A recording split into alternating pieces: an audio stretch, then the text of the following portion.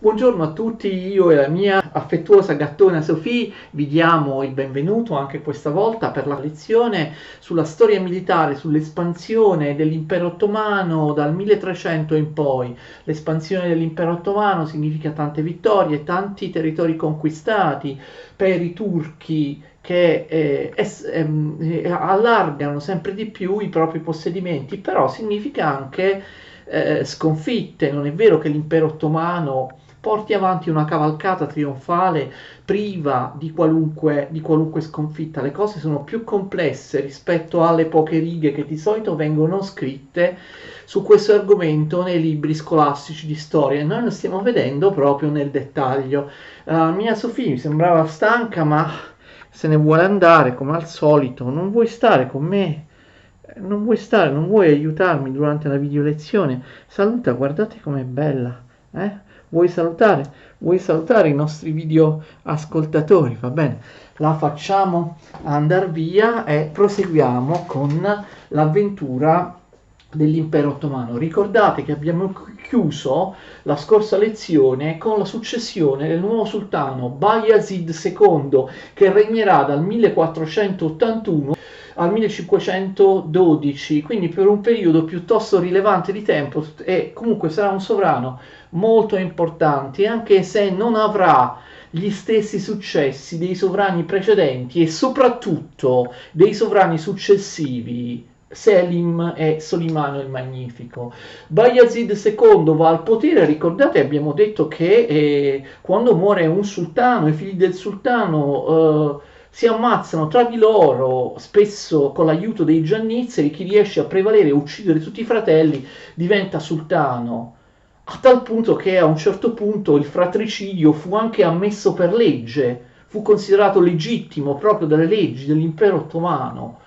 Questa volta abbiamo un'eccezione: Bayazid II viene nominato sultano, non riesce a uccidere però uno dei suoi fratelli, cioè Ghem. Suo fratello Ghem fugge e fugge in Occidente, quindi Bayazid inizia a regnare, però per molti anni ci sarà questo pericolo, questa spada di Damocle sulla sua testa, cioè il fratello Ghem, che lui deve assolutamente prendere e uccidere. Voi direte, ma perché ha conquistato il potere lo stesso? No, il problema è che nell'impero ottomano era importante che il nuovo sultano eliminasse davvero fisicamente tutti i fratelli. Uno dei fratelli rimasto in vita, nei casi precedenti di successione questo non era mai avvenuto, ma avviene in questo caso che uno dei fratelli rimane in vita. Uno dei fratelli rimasto in vita, in questo caso Ghem, può legittimamente aspirare a essere lui il sultano e potrebbe anche portare dalla sua parte una frazione, capito? Un insieme di territori dell'impero ottomano. Quindi il fatto che Ghem sia in libertà è molto pericoloso per Bayazid II, perché Ghem rappresenta proprio un appoggio giuridico con cui gli ottomani stessi, fazioni degli ottomani oppure anche stati stranieri potrebbero facilmente attaccare l'impero ottomano nella posizione di Bayazid, proclamando o sostenendo come sovrano legittimo suo fratello Ghem. Infatti, pensate, per diversi anni, praticamente fino al 1495, cioè pensate, i primi 14 anni al potere, Bayazid II non si impegnerà in alcuna guerra di ampio respiro, temendo appunto il fratello Ghem, temendo una sollevazione interna in nome del fratello Ghem. La storia di Ghem fino alla morte nel 1495 è piuttosto complicata, adesso non ve la spiego, sarebbe eccessivo, sarebbe pesante.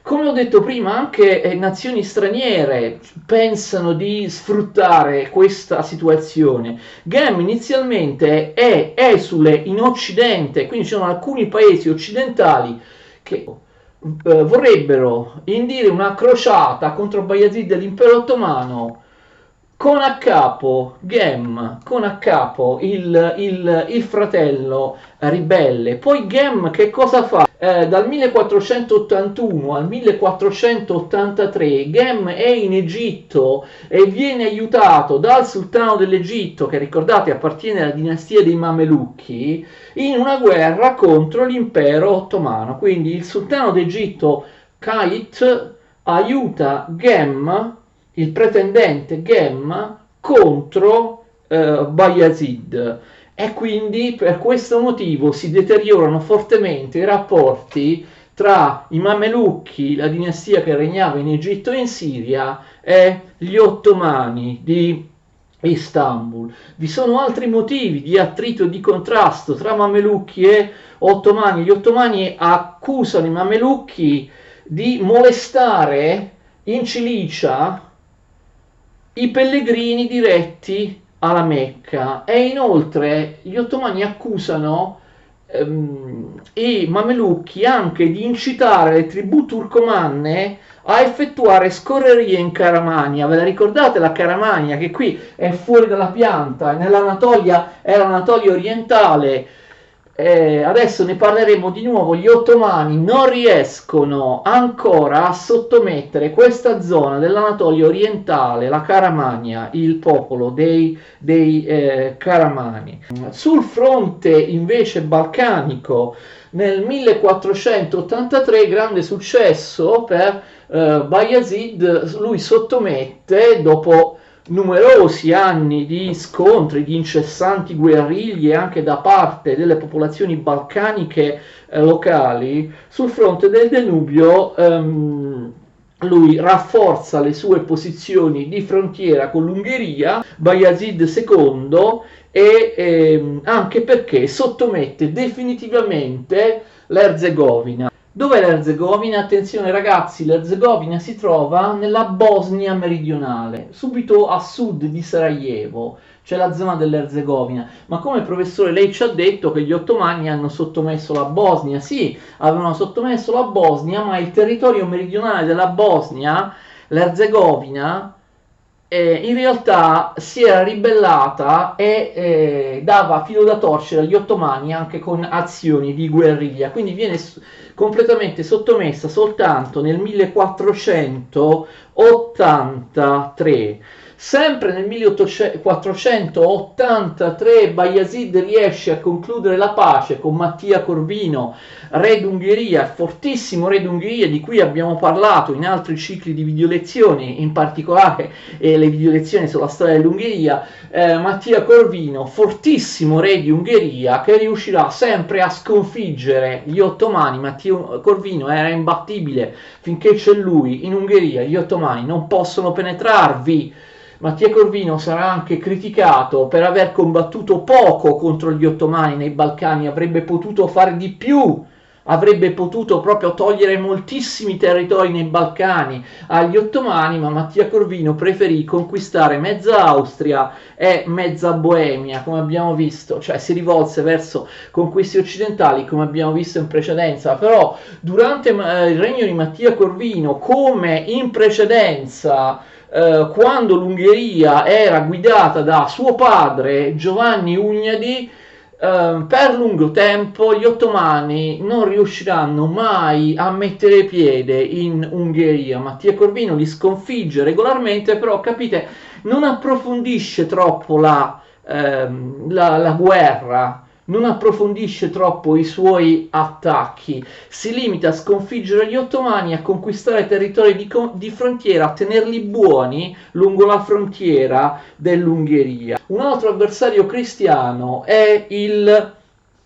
voivoda di Moldavia, Stefano di Moldavia, che io vi ho già citato, credo, nella lezione precedente. Stefano di Moldavia dà molto filo da torcere agli ottomani, tanto è vero che il Papa lo proclamerà atleta Christi, campione di Cristo, lo stesso titolo che era stato dato ricordate, all'eroe albanese che dirigeva la resistenza agli ottomani nell'Albania del Nord, Giorgio castriota Skanderbeg. E quindi questa volta però la Moldavia perde, attenzione, Bayezid II e l'impero ottomano conquistano due città molto importanti sulla costa della Moldavia. Lo fanno con l'aiuto del Khan dei tatari di Crimea, Mengli Girai. Ricordate che il Khanato di Crimea era diventato vassallo dell'impero ottomano. Il Khanato di Crimea aiuta gli ottomani a conquistare queste due importanti città costiere della Moldavia. Vogliamo vedere dove sono? Sono qui, vedete, molto spesso questi posti hanno anche cambiato nome, sono sulla costa del Mar Nero, vedete Kilia che ancora si chiama così e Ackerman che invece adesso ha cambiato completamente nome, ok? Adesso queste due città, vedete, sul Mar Nero facevano parte della Moldavia. Voi direte, professore, ma ancora esiste la Moldavia? Sì, la Moldavia è più su, però queste due città sulla costa, sul Mar Nero, che una volta faceva parte della Moldavia, adesso fanno parte dell'Ucraina, d'accordo? Non sono più in Moldavia, quindi espansione anche in Ucraina. Stefano, il voivode di Moldavia, non si rassegna e chiede aiuto alla Polonia, riconoscendo come re di Polonia Casimiro IV, riconoscendosi come stato vassallo della Polonia di Casimiro IV, ma la Polonia, attaccata continuamente dai tatari del Volga, non può dare un aiuto risolutivo e quindi la Moldavia non riesce a sconfiggere definitivamente l'impero ottomano. Nel 1485 abbiamo una nuova guerra tra l'impero ottomano e l'Egitto dei Mamelucchi. Perché? Perché l'Egitto dei Mamelucchi si schiera a favore dei Caramani, ricordate, della Caramania. L'oggetto del contendere è la Cilicia. Il governatore ottomano della Caramania, che ricordate era stata comunque sottomessa dagli ottomani, penetra in Cilicia e prende città come Adana oppure Tarso in Cilicia, cioè nell'Anatolia, nell'attuale Turchia sud-orientale. Ma il problema, come vi ho detto, è che il sultano mamelucco Kayt permette ai Caramani di avere una controffensiva e di riconquistare la Cilicia. Quindi Kayt, il sultano d'Egitto, manda in Cilicia truppe mamelucche per aiutare i Caramani e gli ottomani sono sconfitti. Per il momento gli ottomani sotto il sultano Bayezid II non riescono a sottomettere i mamelucchi di Egitto e di Siria, anzi, come vedete, spesso vengono sconfitti da loro. Nel 1487 Stefano di Moldavia si sottomette, conclude le sue lunghe guerre contro l'impero ottomano, in cui aveva colto anche significative vittorie, si sottomette, paga un tributo al sultano, diventa vassallo dell'impero ottomano. Attenzione, nel 1487-1488 gli ottomani riaprono la guerra contro l'Egitto dei Mamelucchi. Abbiamo una nuova guerra contro l'Egitto dei Mamelucchi e gli ottomani vengono sconfitti ulteriormente a Adana e quindi gli ottomani devono definitivamente abbandonare la Cilicia, quindi perdono un territorio.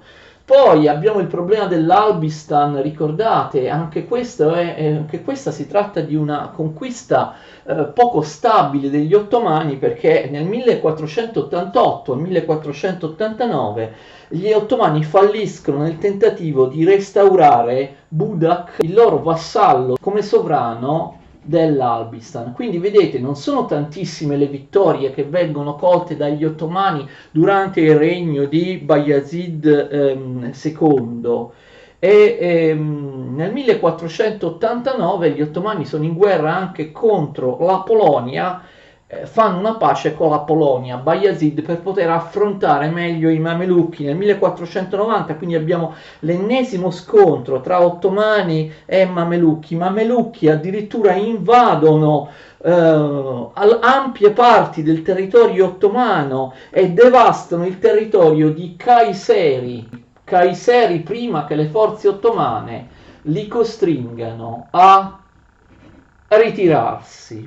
Maggiori vittorie gli ottomani hanno sul fronte degli stati cristiani occidentali, sfruttando anche il fatto che il grande re di Ungheria, Mattia Corvino, è morto nel 1490. Gli ottomani attaccano e invadono l'Ungheria con delle scorrerie molto gravi in Ungheria, in Croazia e addirittura in Austria. Gli ottomani non hanno difficoltà a entrare e a devastare l'Austria, le terre della Stiria, della Carniola, della Carinzia. Gli ottomani poi vengono fermati a Villach, a Söresi, ve lo scritte qua, Villach a Söresi, e al passo della Torre Rossa. Vogliamo vedere dove sono? Allora, Villach appunto è in Austria, nell'attuale Austria. Vedete, Villach è qui, non lontano dal confine italiano, in Austria. Gli ottomani vengono sconfitti anche a Söregn, vedete? A Söregn, così si pronuncia. Söregn si trova qui in Ungheria, vicino alla città di Pest. Quindi vedete, da Villach in Austria gli ottomani hanno dovuto retrocedere fino all'Ungheria occidentale, a Söregn, così si pronuncia correttamente, Söregn. Quindi la capacità degli ottomani di invadere anche territori austriaci, oltre ai territori ungheresi, anche territori italiani, è veramente preoccupante. Nel 1493 ci sono nuove scorrerie degli ottomani in Croazia e in Austria, in Bassa Stiria. L'esercito croato viene sconfitto, distrutto nella battaglia di Ubdina. Vediamo dov'è? Vediamo dov'è Ubdina. Vedete qui, adesso Ubdina si trova in Slovenia, ai confini della Croazia, però diciamo che è la città, la cittadina dove l'esercito croato viene distrutto dagli ottomani. Ubdina, o secondo altri Abdina, nel 1493. Gli ottomani non si fermano, fanno nuove scorrerie in Stiria e a Timisoara, Temeshvar, nel Banato, che ora appartiene alla Romania, ma che all'epoca faceva parte del regno di Ungheria. Gli ungheresi replicano devastando la regione di Semendria, detta anche Smederevo, no? Semendrio Smederevo era proprio poco a est di Belgrado ed era un territorio conquistato precedentemente dagli ottomani. Nel 1495 abbiamo una pace con l'Ungheria, poi si apre, attenzione, nel 1497 una nuova guerra tra ottomani e Polonia. Il re di Polonia, Giovanni Alberto, prende l'iniziativa coraggiosa di invadere l'impero ottomano. Non può accettare che gli ottomani blocchino l'accesso alla Polonia, l'accesso della Polonia al Mar Nero. Giovanni Alberto, re di Polonia, conta sull'aiuto del voivoda di Moravia, ma non lo aiuta, anzi chiede aiuto lui agli ottomani contro la Polonia. Quindi di fatto Giovanni Alberto, invece di combattere con gli ottomani, finisce per combattere contro i moldavi. Polonia contro Moldavia, cristiani contro cristiani. Ad ogni modo la Moldavia, che ribadisce di essere una nazione molto forte, riesce a sconfiggere i forti polacchi. E quindi che succede? Che Bayazid attacca la Polonia con ben 2 spedizioni. La prima spedizione causa razzie in Polonia e nella Galizia, nel territorio meridionale della Polonia, della Galizia. Viene messa a sacco pure la città di Leopoli, la vedete qui, la città di Lviv, che adesso fa parte dell'Ucraina e che all'epoca faceva parte della Polonia. Quindi vedete quanto a nord riescono ad arrivare gli ottomani. La seconda spedizione contro la Polonia fallisce da parte degli ottomani perché viene stroncata dalle tempeste di neve nei Carpazi. Nel 1499 c'è la pace tra Impero Ottomano, Polonia e Valacchia. Si apre un altro fronte di guerra, un fronte di guerra in cui Bayezid II avrà un grande successo. A rimetterci è Venezia. Venezia nelle guerre contro gli ottomani tra la fine del 400 e l'inizio del 500 viene costantemente sconfitta, inizia proprio il declino militare di Venezia. La scusa per muovere guerra contro Venezia è il fatto che Bayezid non può accettare che Venezia si sia alleata con la Francia nelle guerre italiane, perché Bayezid teme che quest'ultima, cioè che la Francia, stia preparando una crociata contro di lui. Venezia viene ripetutamente sconfitta in Grecia, nel Peloponneso, presso l'isola di Sapienza, presso Belvedere e a Chiarenza. Vediamo dove sono questi posti. Vedete, sono sulla costa occidentale del Peloponneso. Questa, vedete, piccola piccola, proprio all'estremità, alla punta sud-occidentale del Peloponneso è l'isola di Sapienza. Poi più a nord c'è Belvedere, vicino all'attuale città di Pirgos, e poi ancora più a nord c'è Chiarenza, che oggi si chiama Chillini, credo. Chiarenza è proprio la punta nord-occidentale, vedete, del Peloponneso. Quindi 3 località sulla costa occidentale del Peloponneso, 3 vittorie per gli ottomani. Venezia è costretta ad iniziare a sgomberare il Peloponneso. Nel 1500 Venezia perde di nuovo, gli ottomani conquistano Modone, Corone e Navarino, sempre nel Peloponneso. Vedete, Modone è qua, proprio la punta sud-occidentale del Peloponneso, Navarino è poco sopra, Navarino qua, e poi Codone invece si trova qua, un pochino più a est. Siamo appunto sempre nella punta sud-occidentale del Peloponneso. Attenzione, Venezia viene attaccata anche in Albania e Dalmazia, perché Venezia non solo possedeva, attenzione, possedeva qui la Dalmazia, ma possedeva anche più giù numerosi possedimenti in Albania. Venezia riesce ad avere una piccola riscossa impadronendosi dell'isola di Cefalonia o Cefalenia, questa grande isola, vedete, che si trova nell'Adriatico, qui a sud proprio dell'Adriatico, quando in realtà l'Adriatico diventa già Mar Ionio, d'accordo? L'isola di Cefalenia, ma insomma non basta. Nel 1501 Venezia cerca di reagire alleandosi con l'Ungheria e con Papa Alessandro VI, ma non può evitare di perdere i suoi territori albanesi, compreso il più importante, cioè Durazzo. Vedete Durazzo qui, nel nord dell'Albania, lo vedete Durazzo. Durazzo è un territorio importantissimo, all'epoca era l'unico vero porto dell'Albania, non c'erano Valona o altri porti come altri, quindi Venezia viene proprio cacciata dall'Albania e gli ottomani conquistano anche l'Albania.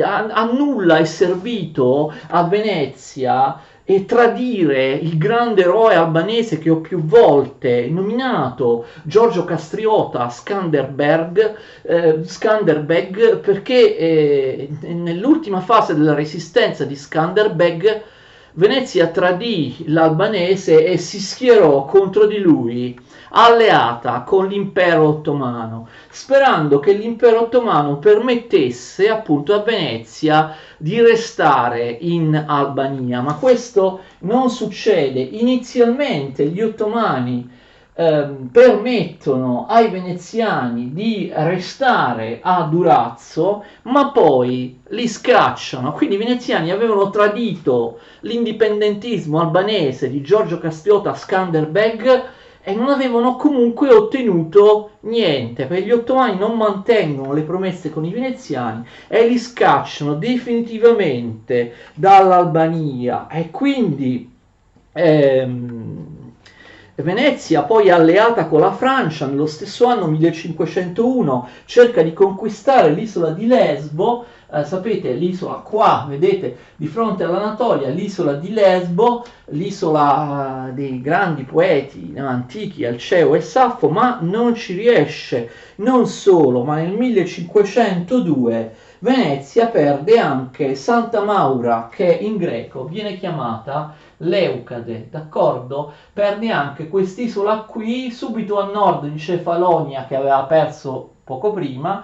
Venezia perde anche l'isola di Santa Maura, che viene chiamata anche Leucada o Leucade, forse si pronuncia Lefkada nel greco moderno, all'epoca si chiamava Santa Maura. Nel 1502 abbiamo la pace tra l'impero ottomano e Venezia, una pace tutta a favore dell'impero ottomano. Venezia deve cedere tutti i territori persi che abbiamo nominato all'impero ottomano e restituire anche Santa Maura. In cambio Venezia ottiene il rinnovo di tutti i privilegi commerciali con l'impero ottomano per poter continuare a commerciare lucrosamente nel Mediterraneo orientale. Venezia purtroppo già da prima, ma in particolare da questi anni, non può fare diversamente.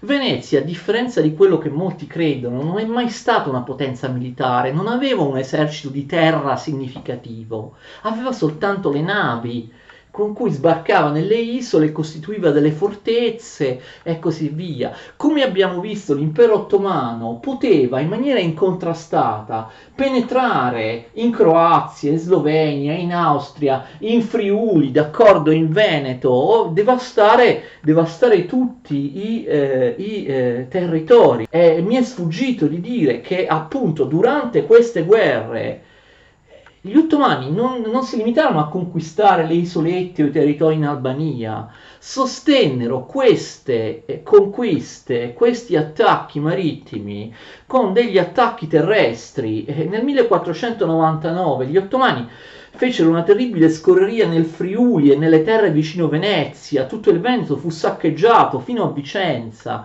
Venezia non poteva opporre nessuna resistenza a questo. Gli ottomani dalla Croazia potevano tranquillamente invadere il territorio italiano del Friuli, del Veneto, appartenenti a Venezia. Venezia non poteva difendersi in alcun modo. Quindi cosa può fare Venezia? Può soltanto accettare una pace con gli ottomani, che pian piano si prendono tutti i territori nell'Egeo e nell'Adriatico appartenenti a Venezia, in cambio di concessioni commerciali, in cambio del mantenimento di buoni rapporti di buoni rapporti commerciali con l'impero ottomano. Non è che può fare granché Venezia.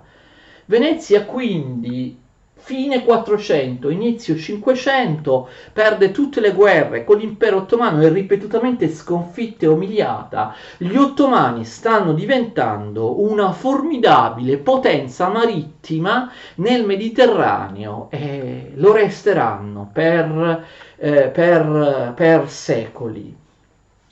Nel 1502 in realtà l'impero ottomano viene un po' sviato dalle guerre contro Venezia, da quello che sta succedendo in Iran. Dunque in Iran, come abbiamo già spiegato nelle video lezioni dedicate espressamente alla storia dell'Iran, della Persia, l'Iran era diventato di nuovo indipendente e molto forte sotto il regime dei Safavidi. Il regime dei Safavidi faceva concorrenza all'impero ottomano ed era intollerabile per l'impero ottomano perché aderiva ad un'altra fazione dell'Islam, quella degli sciiti, mentre ovviamente l'impero ottomano era sunnita, era dalla parte dei sunniti. E questi Safavidi divennero presto pericolosi anche militarmente. Il loro primo Shah, il capo, l'imperatore dell'Iran Safavide, è Ismail,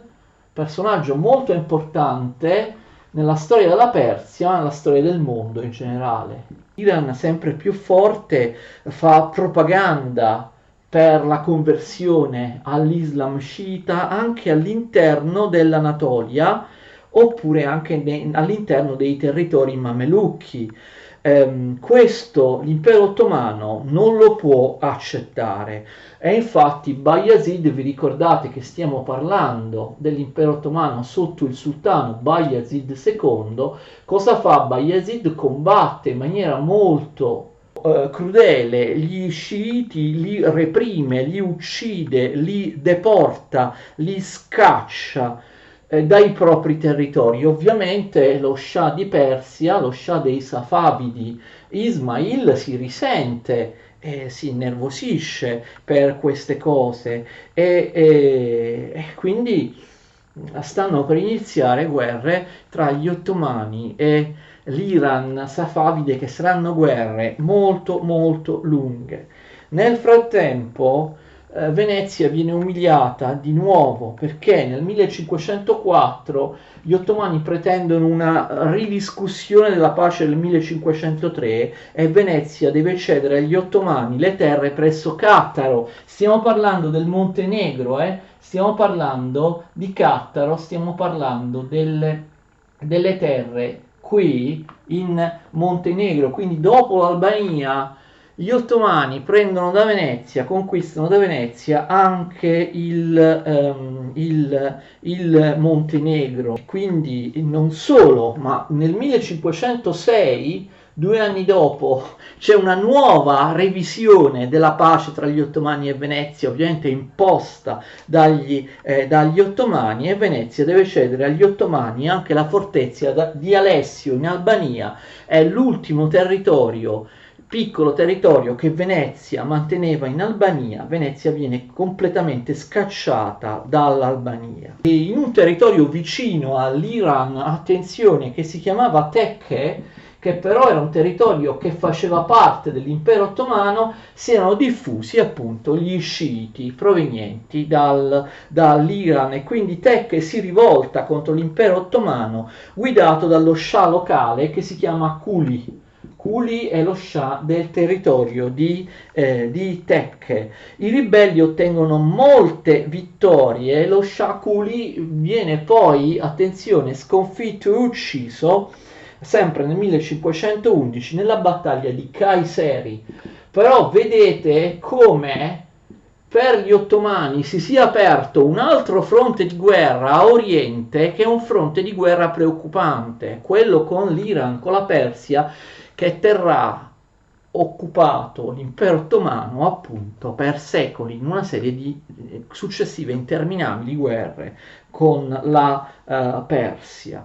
Allora succede che abbiamo la lotta tra i figli di Bayezid per la sua successione. Voi direte, ma quindi Bayezid è morto? No, la cosa singolare è che i figli iniziano a lottare per la sua successione quando Bayezid II è ancora vivo, cioè nel 1511, perché lui, Bayezid, morirà nel 1512.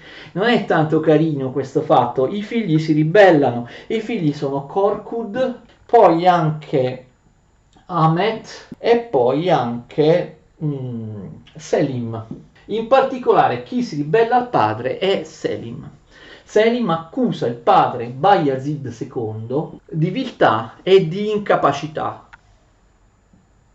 In particolare, Selim vuole un nuovo attacco e nuove conquiste nei Balcani, mentre il padre Bayazid non era d'accordo. Quindi Selim, senza il consenso del padre, muove un esercito sul fronte dei Balcani. Bayazid, invece di punirlo, siccome Selim è molto potente, una parte dei giannizzeri si è schierata con lui, che cosa fa? Bayazid acconsente ai desideri del figlio ribelle, gli affida la provincia di Semendria, città che abbiamo già visto tante volte nella cartina, che era un centro importantissimo nei Balcani, vicino a Belgrado. Ma Selim non si accontenta, muove guerra a suo padre, al sultano, e conquista Adrianopoli. Adrianopoli era la seconda capitale dopo Istanbul. Adrianopoli era la sede, era la città dove i sultani spesso svernavano in estate, ok? Adrianopoli. E Selim conquista Adrianopoli, insegue il sultano suo padre. Selim viene provvisoriamente sconfitto dai giannizzeri, che sono fedeli a Bayazid, nella battaglia di Kurlu, però successivamente prevale perché i giannizzeri si schierano in massa, abbandonando il sovrano regnante Bayazid, si schierano in massa con Selim, e quindi succede che i giannizzeri nel 1512 costringono Bayazid II ad abdicare a favore del figlio Selim. Vedete, c'è che ovviamente uccide tutti i suoi fratelli e diventa il nuovo sultano Selim I. Ma cosa forse ancora più importante, e l'abbiamo spiegato nelle lezioni precedenti, l'invadenza sempre crescente dei giannizzeri, che diventano vero e proprio partito politico. I giannizzeri rompono il giuramento col sultano e mettono sul trono suo figlio, quindi decidono loro chi deve governare. Di fronte alla rivolta dei giannizzeri a favore del proprio figlio, Bayazid non può fare niente, deve abdicare, deve allontanarsi dal potere. Quindi vedete quanto importanti, ma anche quanto intriganti, quanto invadenti stiano diventando i giannizzeri. Praticamente loro decidono chi è il sultano, sono decisivi non solo per far andare sul trono, per far affermare il nuovo sultano, sono decisivi anche nel caso di detronizzazione del sultano regnante. Attenzione, Selim I è un grande sultano che riporta l'impero ottomano a grandissime vittorie. Selim I regna non molti anni, c'è soltanto 8 anni, dal 1512 al 1520. Nonostante questo viene ricordato come un sultano fortissimo, un sultano dal quale riprende l'espansione dell'impero ottomano. Selim I viene soprannominato Yavuz Sultan, il sultano crudele, ma assume anche il titolo di califfo. È il primo sultano ottomano che è anche un califfo, assume il titolo di califfo perché? Perché il titolo di califfo viene attribuito a chi protegge i luoghi santi dell'Islam, cioè la Mecca e Medina, e vedremo perché adesso Selim arriva lì proprio in Arabia. Quindi Selim I ottiene una serie incredibile di vittorie e di conquiste.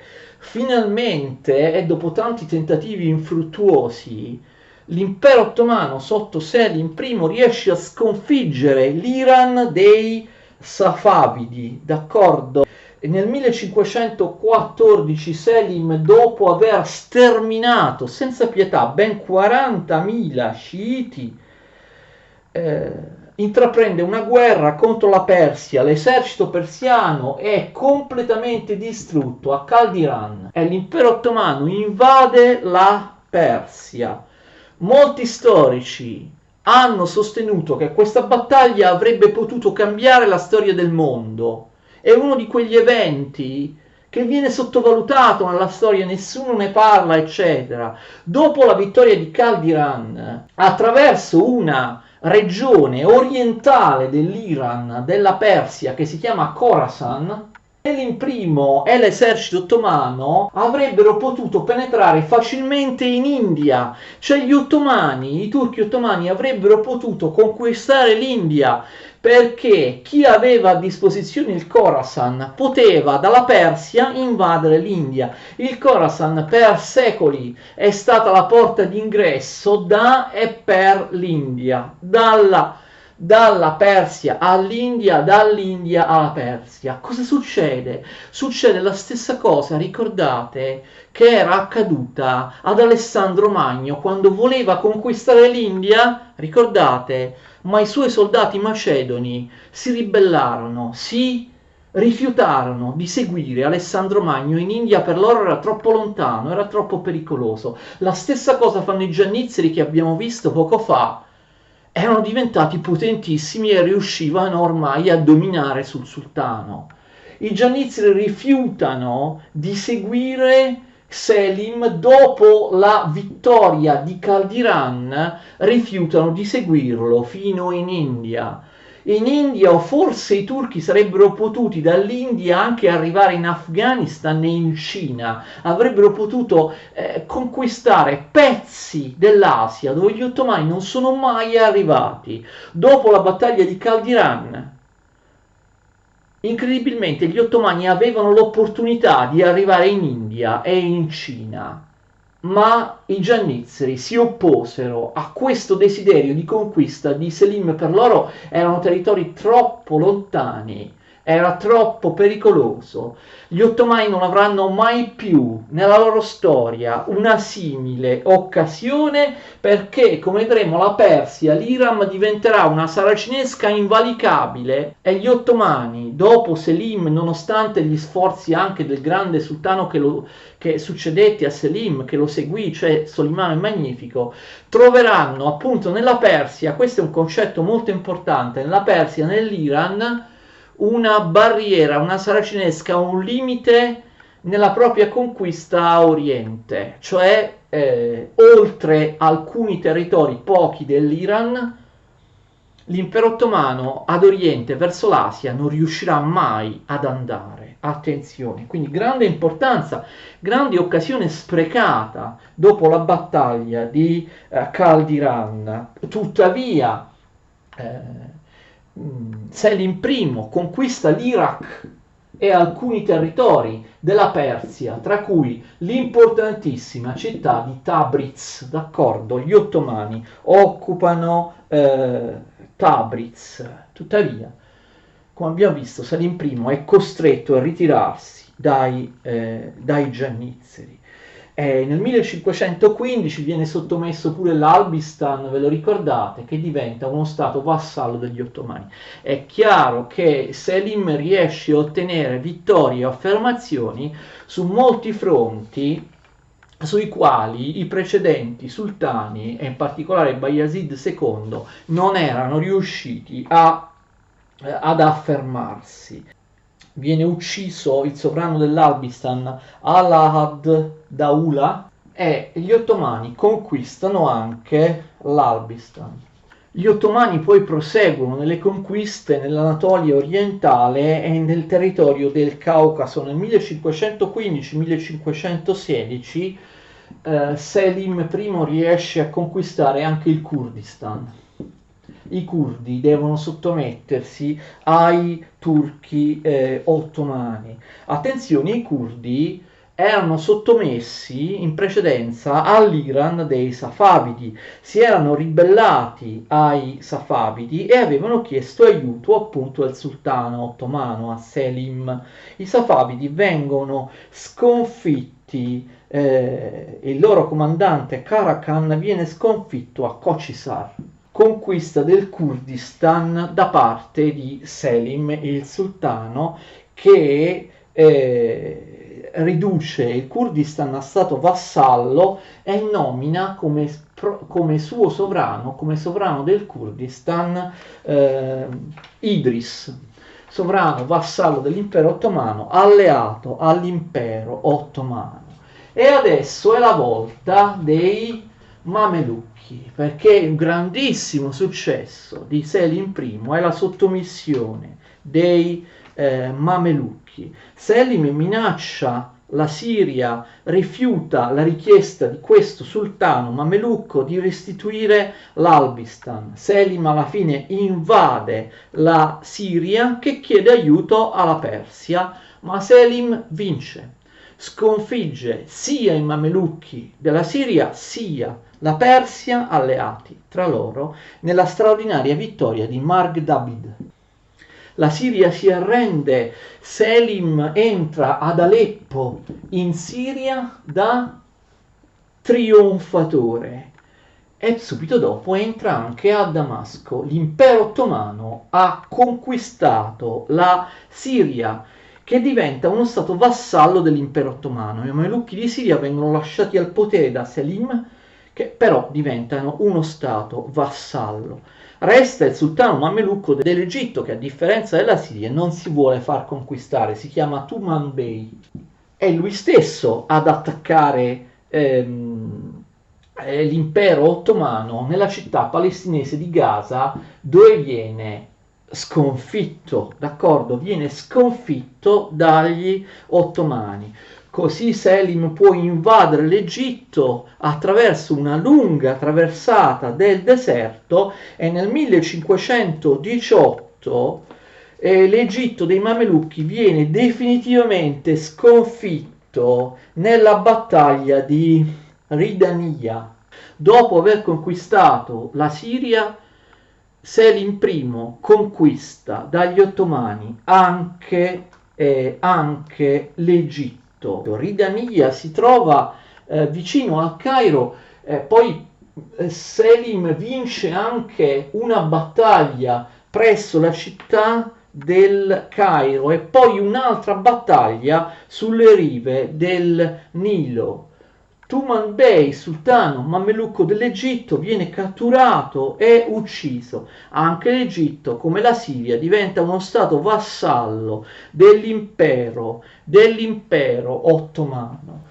Selim quindi ha compiuto numerose conquiste, rafforzando fortemente l'impero ottomano nei pochi anni del suo regno. Siccome, attenzione, i Mamelucchi controllavano anche le strade che dall'Egitto e dalla Siria arrivavano in Arabia, nella penisola araba, alla Mecca e Medina, la Mecca e Medina, i luoghi santi dei musulmani. Non sto dicendo che Selim conquistò la Mecca e Medina, ma conquista alcuni territori settentrionali, centro-settentrionali della penisola arabica, da cui passano le strade attraverso cui i pellegrini arrivavano nel loro pellegrinaggio alla Mecca, o comunque le strade che vanno fino alla Mecca e Medina. Per questo motivo, come vi ho detto in precedenza, Selim I è il primo dei sultani ottomani che prende anche il titolo di califfo, cioè califfo ovvero protettore dei luoghi santi. Nel 1517 e 1518 gli sciiti guidati dal nuovo Shah Veli si ribellano a Selim, ma lui riesce a sconfiggere anche lo Shah Veli nella battaglia di Tokat. Sembra imbattibile proprio Selim. Nel 1517 c'è un rinnovo della pace con Venezia in cambio di un tributo. Quindi Venezia mantiene, come vi ho spiegato in precedenza, tutti i suoi privilegi commerciali, la libertà di commercio con l'impero ottomano nel Mediterraneo orientale in cambio di un tributo. Il dominio ovviamente dell'impero ottomano nel Mediterraneo orientale con il sultano Selim è diventato molto più forte, perché Selim ha conquistato sia la Siria sia l'Egitto. Nel 1519 Selim rinnova la tregua, la pace anche con Polonia e Ungheria. Nel 1520 Selim muore. In pochissimi anni Selim ha reso l'impero ottomano potentissimo. Dopo la sua morte il nuovo sultano è il figlio Solimano, destinato anche lui come Selim ad accrescere la potenza e le conquiste territoriali dell'impero ottomano. Solimano I, di cui parliamo nella prossima video lezione, non perdetela. Solimano I che regna per un periodo molto più lungo di suo padre Selim, dal 1520 al 1566.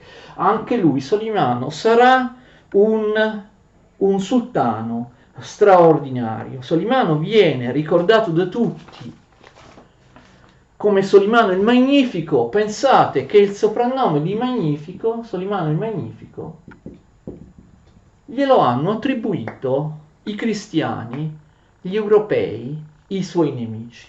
Tra le conquiste di Solimano, molto molto grave dal punto di vista della cristianità europea, sarà la conquista dell'Ungheria e la successiva minaccia nei confronti dell'Austria, della città di Vienna, della sede della dinastia degli Asburgo d'Austria. Grazie, lo so che non è facile spiegare queste cose anche per me, certi nomi, ecco, io ho cercato anche di visualizzarli quando siamo in Europa o in Anatolia o nel Mediterraneo, di visualizzare certi nomi geografici proprio sulla cartina. Sono andato a cercarli per capire meglio le dinamiche di questa storia. Non è facile per me, quindi